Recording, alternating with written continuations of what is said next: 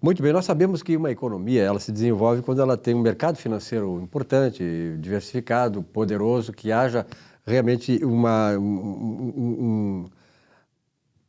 coluna financeira capaz de financiar esse desenvolvimento. Todas as nações que desenvolveram, elas tiveram exatamente isso. O Brasil não é diferente. Sobretudo na década de 70, ou a partir dali, nós acabamos constituindo o mercado financeiro, o mercado de capitais também hoje poderoso. Mas ele, claro, como todas as coisas, traz problemas. E aqui estou com o Rafael. Rafael, obrigado pela tua presença aqui.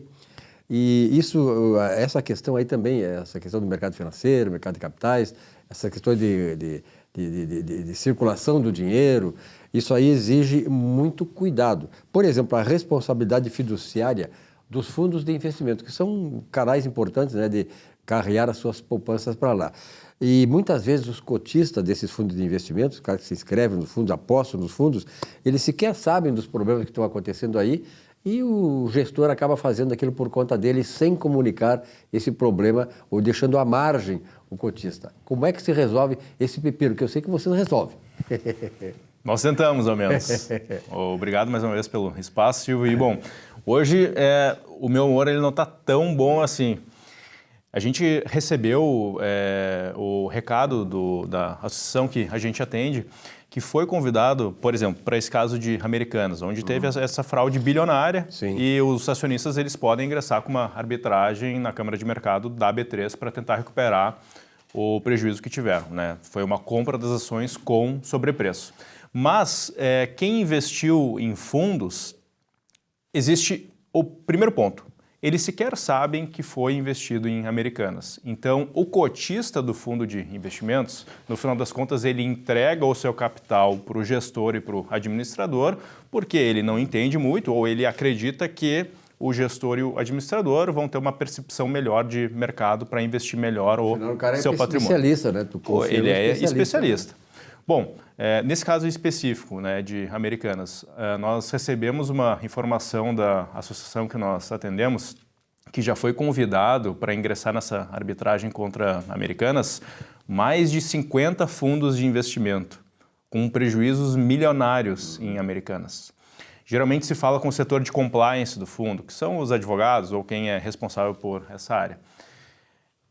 Entre 50 fundos, apenas 2 quiseram ouvir a proposta, muito interessante, né? Muito abaixo do custo tradicional de uma arbitragem, porque eles disseram que não tem interesse, basicamente disseram que não tem interesse em recuperar esse prejuízo, porque fizeram outras operações que compensou. Então, no final das contas, olha que absurdo. Existiu uma fraude, os gestores e os administradores às vezes sequer sabem disso, mas quando eles sabem, eles simplesmente passam a informação que não se importam muito com o cotista que confiou o patrimônio dele aos gestores e administradores. Isso é um absurdo, né? Mas, infelizmente, é o que está acontecendo hoje. E como é que se resolve isso? Porque, na verdade, é um problema estrutural do mercado, né? Exatamente. Bom, como se resolve? É através de arbitragem da Câmara de Mercado da B3, mas no caso desses fundos de investimento, infelizmente, olha que engraçado, o cotista não pode ingressar. Quem tem que ingressar, porque no final das contas ele que está fazendo o gerenciamento do capital do cotista, é o próprio gestor de investimentos. Ele precisa amadurecer a ideia, escutar alguma proposta ou ir atrás de algum escritório de advocacia ou quem esteja fomentando isso para ir lá na Câmara de Mercado requerer as perdas dos seus cotistas. O cotista do fundo de investimentos, por mais que ele saiba que o fundo teve prejuízo em Americanas, ele não pode ingressar com qualquer procedimento, seja na justiça, seja por arbitragem, ele não pode fazer nada, ele fica refém, no final das contas, do gestor do fundo e do administrador. O administrador, no final das contas, ele tem um papel muito mais institucional, então quem decide mesmo se vai recuperar o prejuízo do cotista, no caso, é o gestor. E eu vou além. Tenho relatos desse nosso cliente, que os gestores simplesmente eles desconhecem os deveres fiduciários que eles têm, porque no final das contas não foi um prejuízo ocasionado por uma oscilação comum de mercado. Existiu uma fraude, existiu um ilícito. Então ele é obrigado sim a tomar alguma medida para recuperar esse prejuízo do investidor. O que o cotista pode fazer, no final das contas? Neste momento, nada.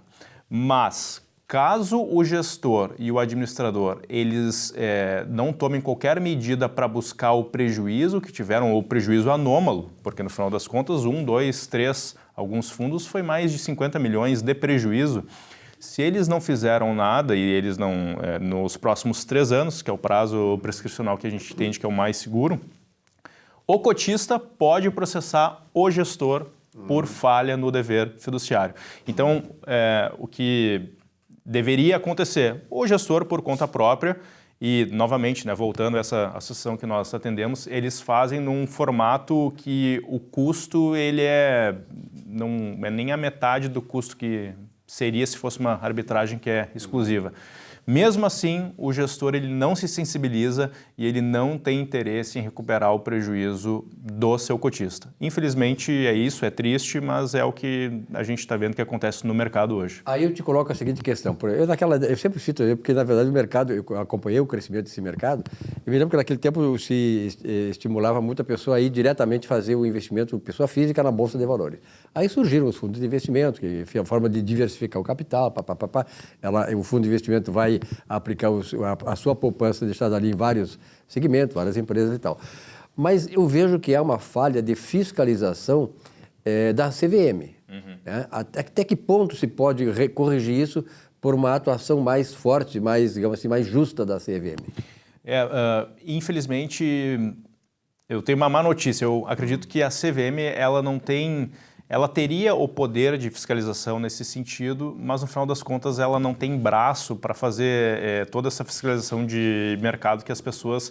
Porque no final das contas os investidores eles sempre entendem que alguém precisa resgatar eles do prejuízo que eles tiveram ou das falhas e no mundo ideal isso seria interessante. Mas eu acredito que isso se resolve, vai se resolver. Infelizmente, a gente fala, né? Ou é pelo amor ou é pela dor. Né? Pela dor. Infelizmente, vai ser pela dor.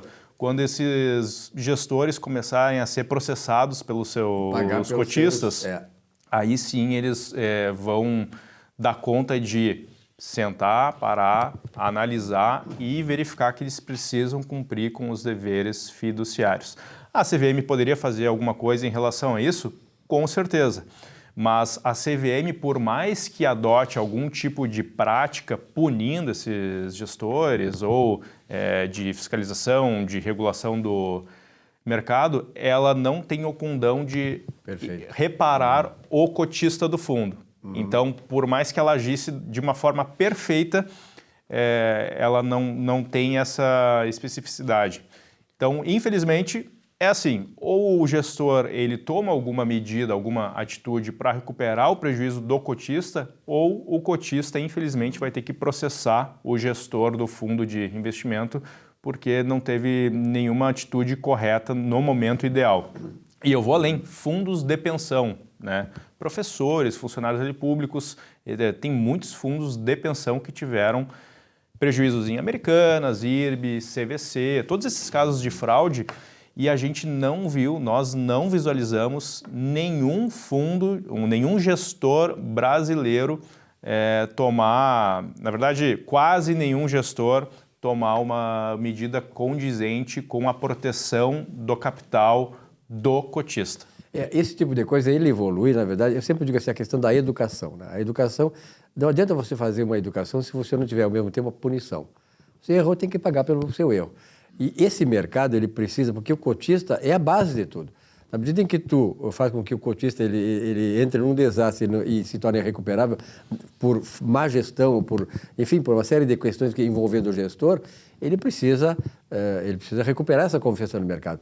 E esse tipo de ação desses gestores é que provocam a decadência do mercado, o não desfrute, ou seja, a falta de credibilidade no mercado. Vocês têm um papel importante nisso, né? No final das contas, nós sempre tentamos proteger o investidor, de uma forma ou outra, seja ele cotista, seja ele debenturista, investindo direto.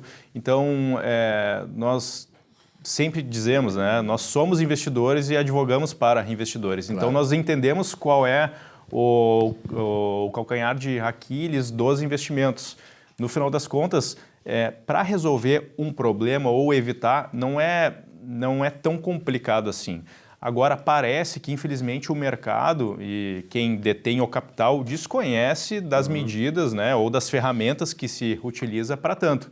A gente vê muito gestores tentando bater alguma meta ou, enfim, tentando fazer muito relacionamento, mas no final das contas o que é o básico, que é proteger o capital do cotista, ao final das contas, claro. Se não tivesse o cotista, não existiria o fundo de investimentos, logo o gestor não teria papel algum no mercado financeiro.